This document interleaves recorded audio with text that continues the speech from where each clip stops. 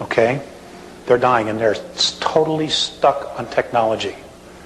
Their children, they're not having children anymore because there's no passion in the body. The spirit cannot attach to the physical form. And there are other races like this.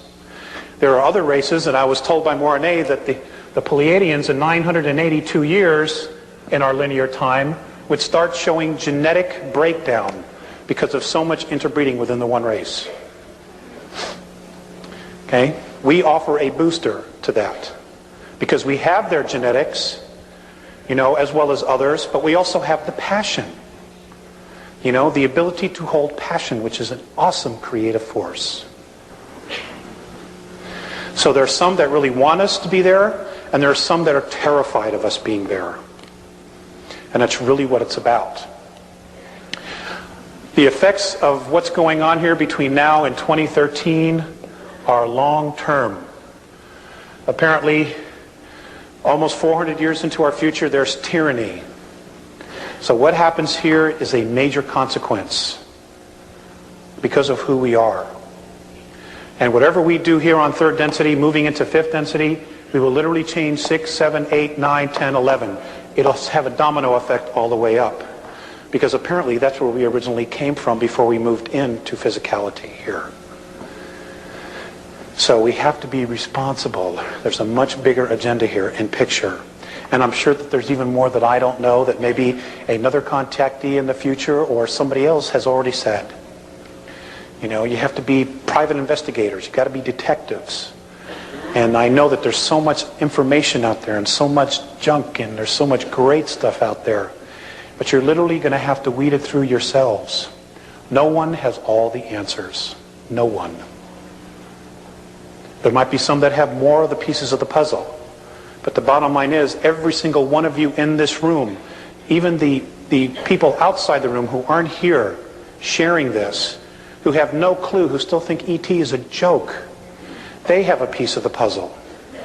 They just may not be able to bring their piece to the puzzle when we move into fifth density or plane.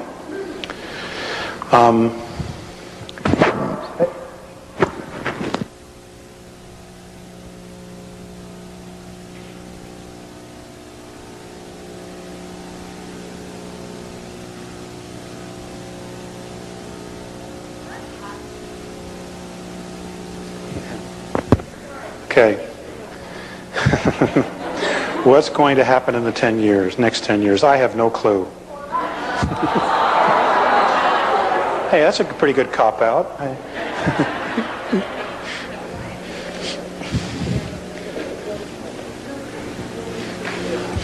Okay.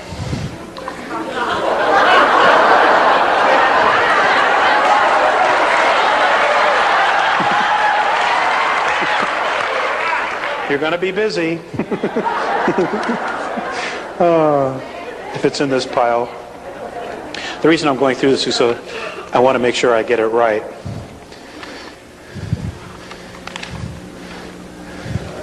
A lot is going to happen in the next 10 years.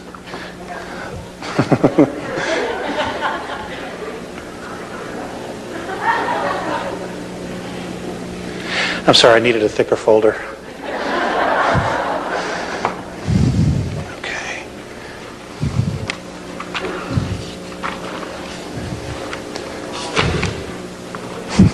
Anyway.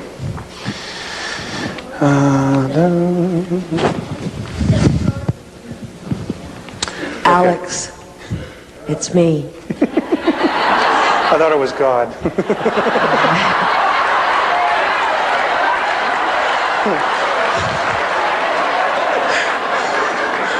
I'm not building an ark.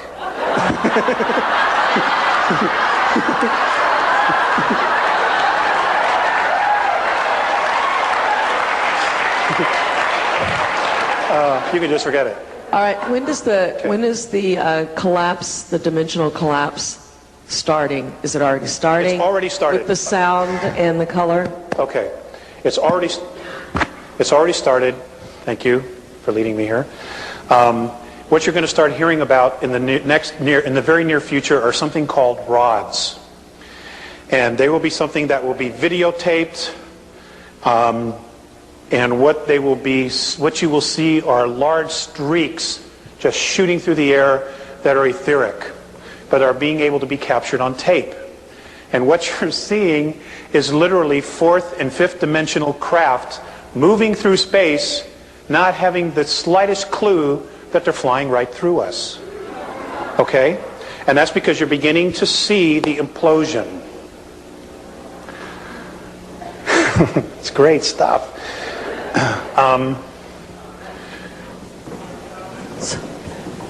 And ghosts? Yes, you will see more ghosts, more apparitions, because those that are stuck between third and fourth density will start being more and more visible as our frequency starts to raise and rise. A lot of them, unless they are healed, and I do not know how to do that, how to set them free from their self-imposed prisons, will be exiting, transitioning. Angels, folks, be very careful about somebody who tells you they're an angel. For example, I've asked about the archangels. And the Andromedan perspective of that is that the Archangel Michael was literally a fleet of craft that were called Mikael. That was the name of the fleet. And they used to patrol the northern hemisphere of the planet when Orion was here in full force. Gabriel was the name of another fleet of craft, and so on and so forth. It has been changed and created into something that will save you and rescue you, when in fact that was not the original intent at all. Okay?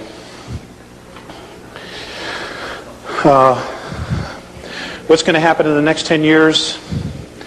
I will share this with you. There are definitely some things underneath the Sphinx, but the bulk of the real stuff that will tell us about our ancient history is still underneath the pyramid. And there was a vault built 3 levels deep, and the pyramid was built over it. Okay, that's where the real juice is. That's where the real knowledge is. The Sphinx will have some things, but it's a distraction. You know, these guys are real good at what they do, at diverting attention from reality, from truth. They're excellent at it. If they put that much energy into telling the truth, God, we'd all be out of here. You know?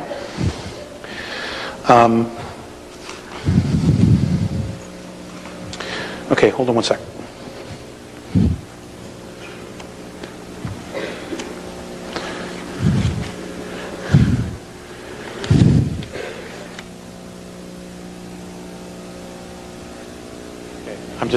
I don't have it. It's somewhere.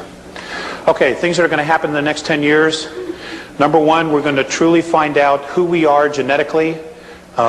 Information will be coming from all corners of the earth from contactees.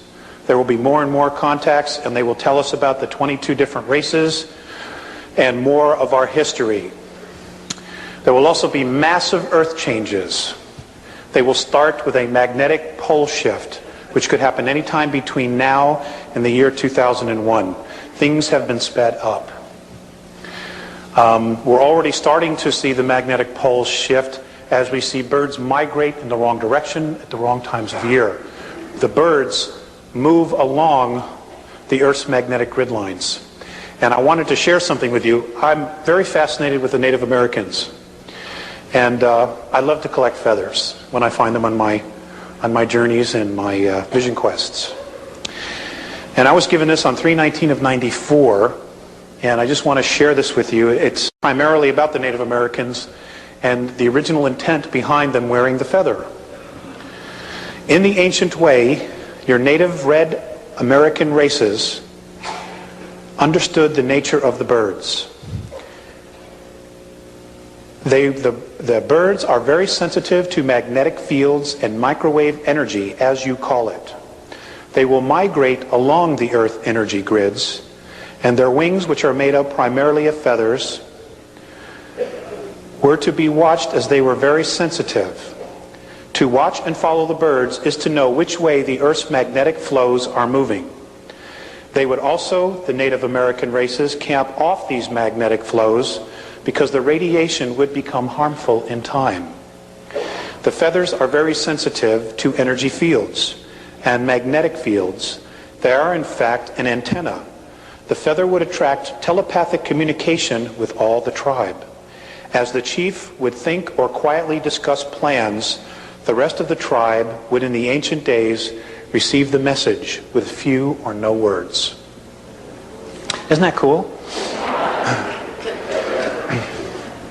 Asked my wife if I should wear a feather in my hair. She says, nah. Now, what's really interesting is that most of our cities are built on the magnetic grids. When, there's a lot of folks sick in the inner city. There's a lot of turmoil in the inner cities. Okay? Because we're not in balance. And of course, we persecuted the Indians because their knowledge was different than ours. Okay. The quiet science of archaeology has and will discover more and more of our ancient history, including extraterrestrial civilizations. There is going to be the acknowledgement of a temple complex that belonged to Lemuria that is apparently still intact, lying approximately 150 miles southwest of Easter Island. I'm told it's huge. I've also been told the Russians already know it's there. They have photographed it and explored it in many submarines.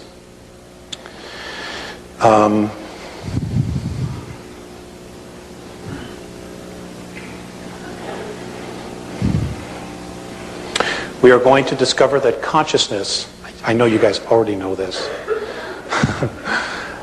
but for those who aren't here, we are going to discover that consciousness is not in the brain, but is located in its entirety in the energy field and or aura. And that energy field is the 4 to 14 ounces the body loses at the moment of death. Okay, I know you guys know that. Let's see. UFOs. Okay, apparently there have been discussions amongst benevolent councils, and I will only speak for the Andromeda Council because that's what Morane has told me, that they have told all of the negative extraterrestrials in and or on our planet and on the moon to be out of here no later than August 12th, the year 2003. I've also been told that there's a very high probability that we could wake up some morning in that area of time and our moon will not be here. That is because it is the first stage of defense. And they will literally hit it with a tractor beam and pull it away from us if they're going to do battle. Because if they were to attack it to get in here for whatever reason and it were to explode, everything would be for naught. Now, when I first talked about this, there were some people that were very upset. Well, geez, what about the ocean and the waves and my moon cycle and all this other stuff?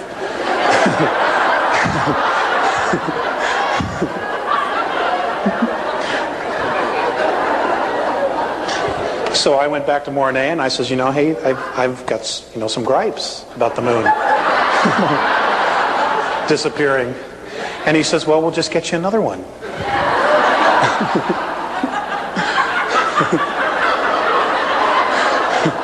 And I says, you'll make sure it won't be hollow, right? He says, yes. So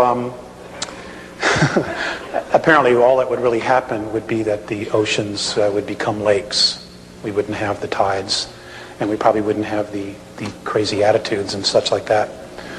I've asked them about astrology, and I want you to know this is their perspective.